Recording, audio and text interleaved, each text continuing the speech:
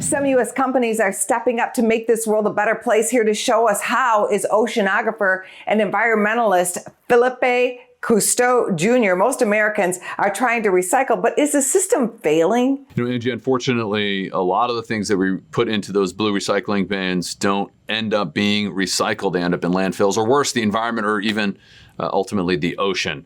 So, the recycling system, while still important, is just not working the way it should be. What can be done to make this work better? Well, everybody across the political spectrum in the country, Americans, 8 out of 10 Americans are really concerned, and rightfully so, about the plastic pollution crisis. And so things that we can do, of course, things that we do at our home is, using reusable bags, reusable water bottles, eliminating single-use plastic as much as possible in the home.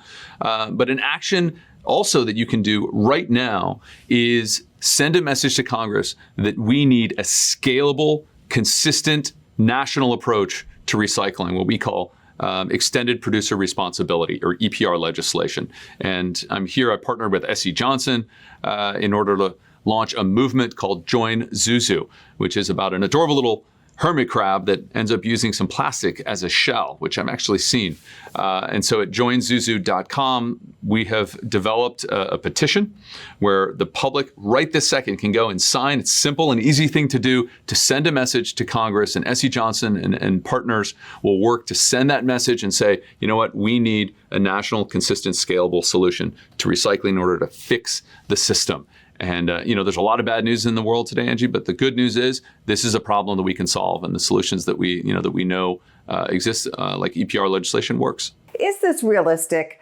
And how critical is it that companies step up? Historically, so much, it's a great question.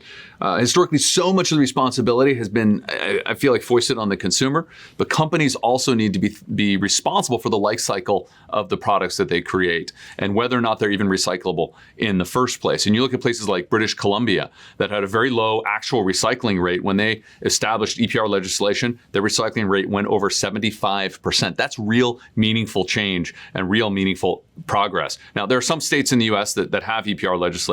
We need a consistent federal approach to EPR. It works. We know it works.